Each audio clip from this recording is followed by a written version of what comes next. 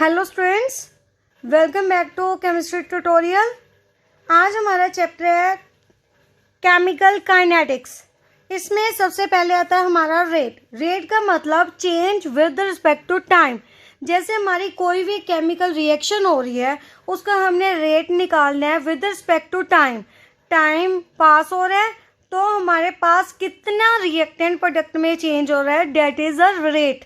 But ये rate totally हमारे पास क्या है, एक्सपेरिमेंटली है, हम थ्योरेटिकली से फाइंड आउट नहीं कर सकते। जैसे भी कोई भी हमारे पास रिएक्टेंट है, प्रोडक्ट में चेंज हो रहा है, हम ये नहीं पता लगा सकते कितनी ज़्यादा फास्ट वो चेंज हो रहा है, सिर्फ जस्ट हम टाइम से मेज़र कर सकते हैं। बट एक्चुअल में इसका रेट क्या होता है, हमारे पास एक्सपेरिमेंटली फाइंड आउट होता है। रेट ऑफ रिएक्शन देखिए, नेक्स्ट देखिए rate of reaction. Rate of reaction किसी भी रिएक्शन का rate, the change in concentration और pressure of reactant and product with respect to time.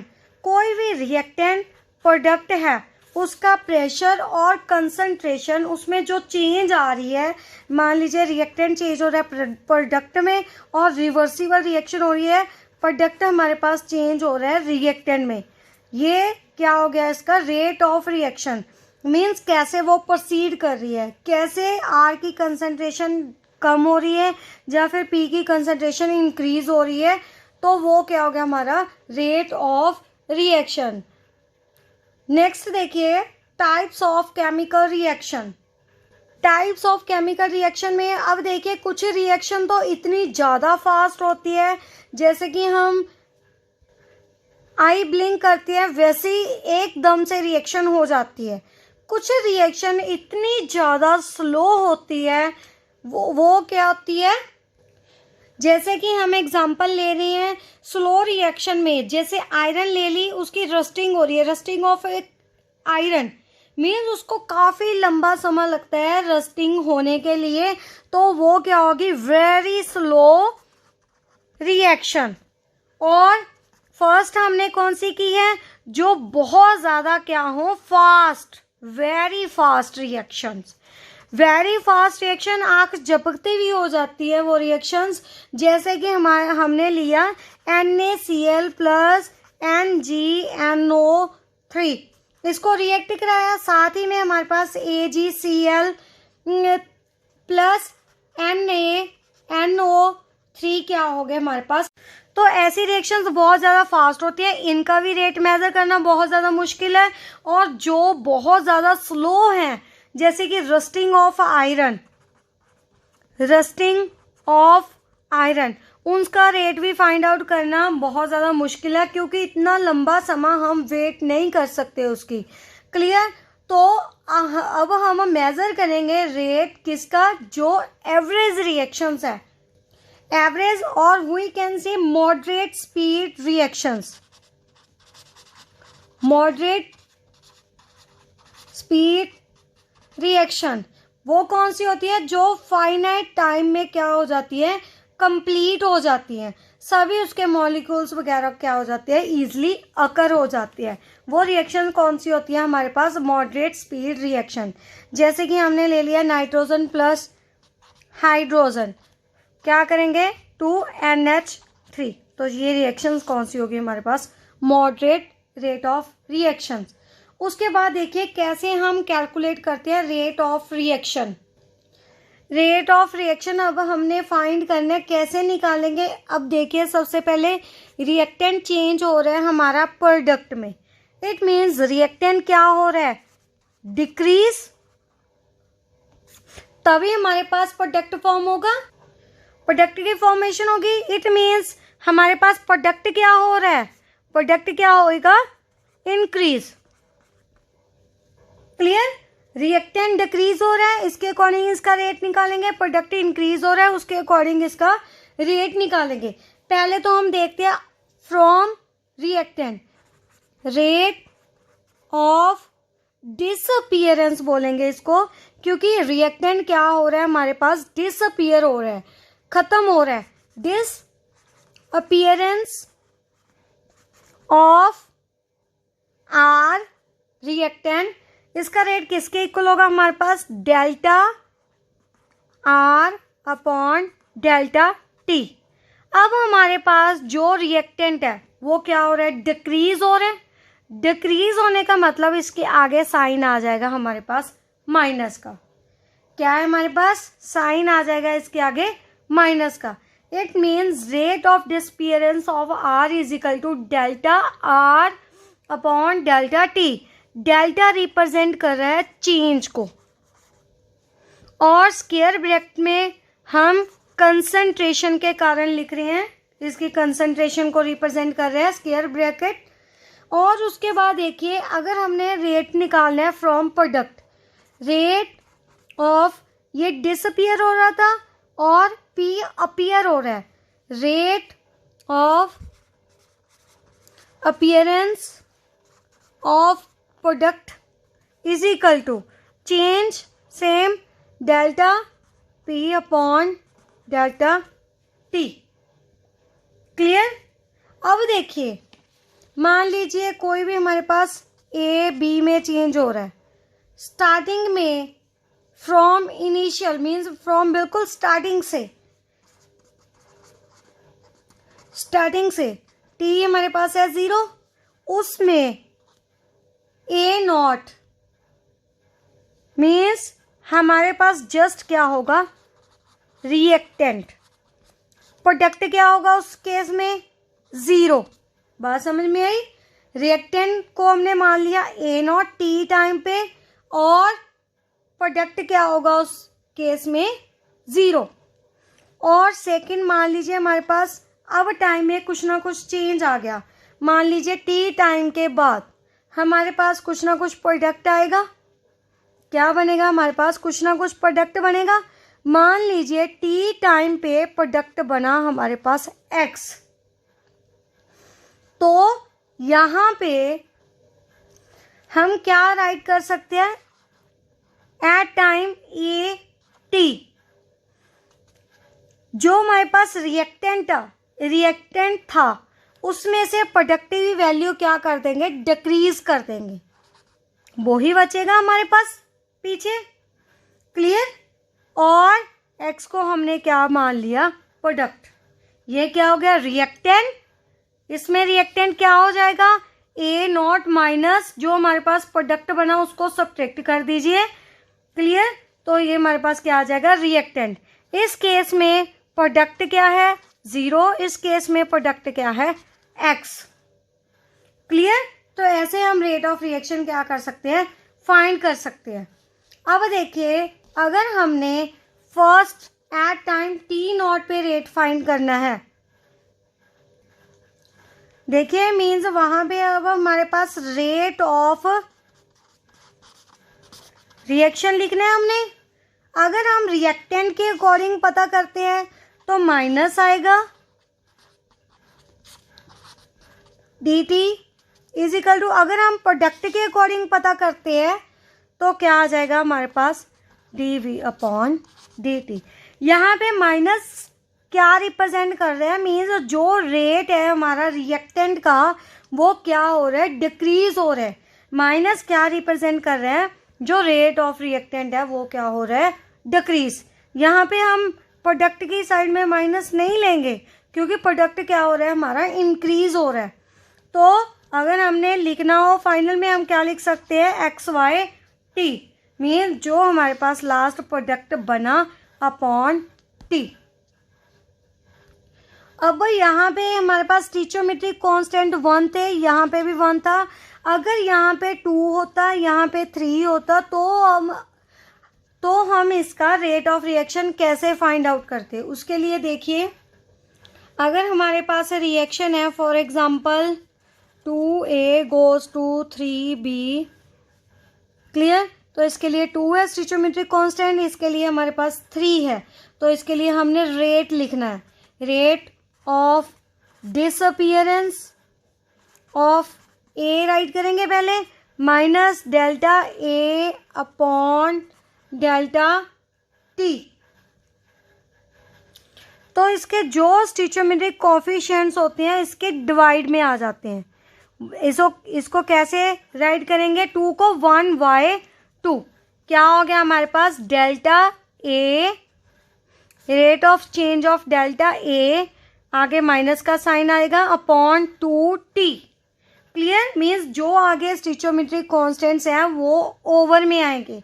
उसके बाद बी के लिए देखिए, डेल्टा बी अपॉन, यहाँ पे 3 है तो 3 डेल्टा टी। एक एग्जाम्पल ले लीजिए, मान लीजिए हमारे पास है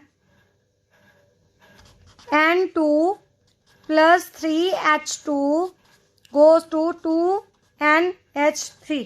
अब हमने इसके अकॉर्डिंग भी, रिएक्टेंट के अकॉर्डिंग भी रेट लिखना है और प्रोडक्ट के अकॉर्डिंग भी रेट राइट करना है। पहले हम रेट ऑफ डिसअपियरेंस राइट कर लिए एन के अकॉर्डिंग। एन के अकॉर्डिंग हम कैसे राइट करेंगे? Minus of delta N2 upon delta T. अगर हमने रेट ऑफ डिसअपियरेंस लिखना है हाइड्रोजन के अकॉर्डिंग तो क्या आएगा? Minus delta H2 upon delta T. Hydrogen के आगे क्या है? 3, तो हम यहाँ पे राइट कर देंगे 3। नेक्स्ट देखिए, rate of appearance of NH3। NH3 के लिए रेट राइट करना है तो delta NH3 upon 2 delta T. बात समझ में आई? मीन्स जो उसके कोफिशिएंट्स है, स्टिचोमेट्रिक कांस्टेंट्स है, उसके ओवर में आ जाते हैं। एक और एग्जांपल लेते हैं। मान लीजिए हमारे पास जो स्टिचोमेट्रिक कोफिशिएंट्स है वो फ्रैक्शन में है। अब मान लीजिए ये किस में है? फ्रैक्शन में है। जैसे मैंने एग्जांपल ले ली SO2 + ½ O2 SO2। तो इसके लिए कैसे राइट करेंगे? रेट ऑफ डिसअपियरेंस SO2 का और ½ O2 का राइट करना है हमने। क्लियर? तो देखिए इसके लिए पहले इसका SO2 का तो इजी है, minus of delta SO2 upon delta T. उसके बाद ऑक्सीजन का राइट करना है इजिकल टू माइनस, पहले तो आप डेल्टा O2 राइट कर लीजिए, डिनोमिनेटर में आ जाएगा डेल्टा टी। अब जो इसका कॉफिशिएंट होता है ओवर में आता है, यहाँ पे 1/2 आ जाएगा। बट अगर इसको सॉल्व कर लें, ये 2 वाला कहाँ पे आ जाएगा? ऊपर न्यूमरेटर में। इट मीन जो फ्रैक्शन में होता है वो क्या आ जाएगा? ऊपर। मान लीजिए नीचे डिनोमिनेटर में 2 है, वो ऊपर आ जाएगा। क्लियर? और रेट ऑफ अपीयरेंस के अकॉर्डिंग देखें तो delta SO2 upon delta T. तो ये तो था हमारे पास रेट ऑफ रिएक्शन फाइंड करने के लिए। किसके अकॉर्डिंग फाइंड कर सकते हैं? Rate of disappearance of reactant के अकॉर्डिंग हेल्प से, और rate of appearance of a product की हेल्प से फाइंड आउट कर सकते हैं। आगे देखिए, एवरेज रेट और इंस्टेंटेनियस रेट, दोनों में क्या डिफरेंस है? Average rate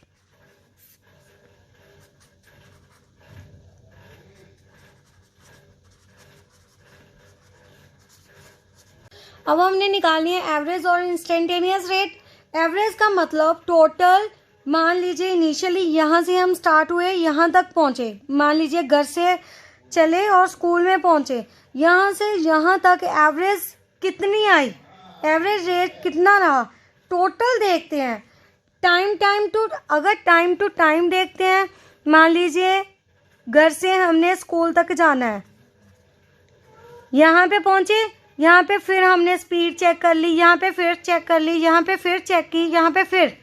it means time to time हम चेक करें। इंस्टेंट का मतलब at a particular instant, means थोड़े थोड़े टाइम बाद हम उसकी स्पीड वगैरह क्या कर रहे हैं? चेक कर रहे हैं। That is known as instantaneous rate. Average में रेट मीन्स टोटल हमने हाउस से बिल्कुल स्कूल तक जब पहुँचे तब तक हमने उसका एवरेज रेट देखा। क्लियर? बात समझ में आई? इंस्टेंटेनियस का मतलब टाइम टू टाइम हम ऑब्जर्व कर रहे हैं। एवरेज का मतलब टोटल हमने लास्ट में ही ऑब्जर्व किया। That is known as average rate. अब हम जो एवरेज रेट है उसको डेल्टा से रिप्रेजेंट करते हैं। Delta XY delta T like this change in concentration with respect to change in time, that is known as average rate. और जो हमारे पास इंस्टेंटेनियस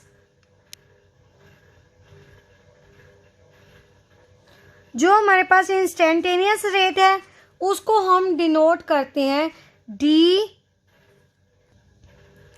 डी से। जैसे हमने अगर रिएक्टेंट से रिप्रेजेंट करना है तो D R by D T, अगर ये रिएक्टेंट के लिए था।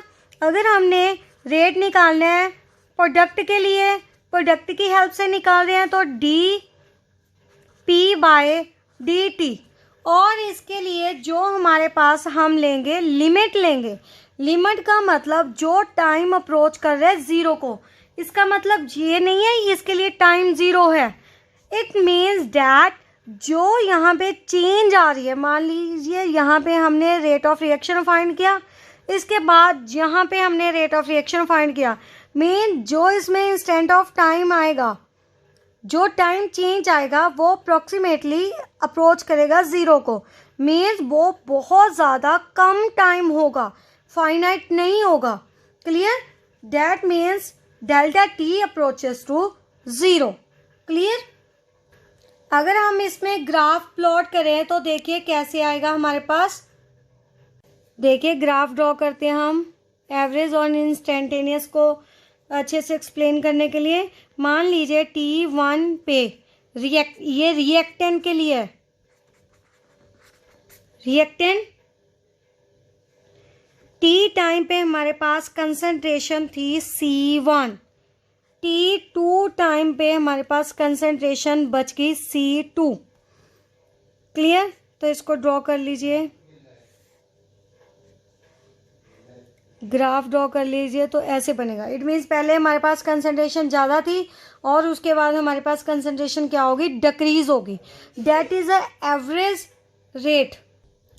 हमारे पास रिएक्टेंट का रेट सबसे पहले हमारे पास जब इनिशियल टाइम था तो ज़्यादा थी कंसंट्रेशन, उसके बाद जैसे टाइम पास होता गया हमारे पास प्रोडक्ट फॉर्म होता गया और रिएक्टेंट की कंसंट्रेशन क्या होती गई, डिक्रीज। इट मीन्स ये हमारे पास किसके लिए आया, एवरेज रेट के लिए। क्लियर? तो एवरेज रेट हम कैसे फाइंड आउट कर सकते हैं, is equal to rate is equal to delta C upon delta T, means is equal to C2 minus C1 upon T2 minus T1। Clear? Change in concentration upon change in time. जो हमारे पास average rate है वो finite time पे होता है। इन finite time पे reaction होती है। फाइनाइट मीन्स एक प्रॉपर टाइम पे। अगर मान लीजिए हमने कंसंट्रेशन फाइंड करनी है, कोई भी बीच में पॉइंट ले लीजिए, यहाँ पे फाइंड करनी है और यहाँ पे फाइंड करनी है। इट मीन जो इसमें टाइम इंटरवल है वो क्या बहुत कम है, जो कि हमारे पास ईजिली पॉसिबल नहीं है। तो अगर यहाँ पे हम कंसंट्रेशन फाइंड कर रहे हैं वो कौन सी हो जाएगी हमारे पास, इंस्टेंटेनियस रेट। क्लियर?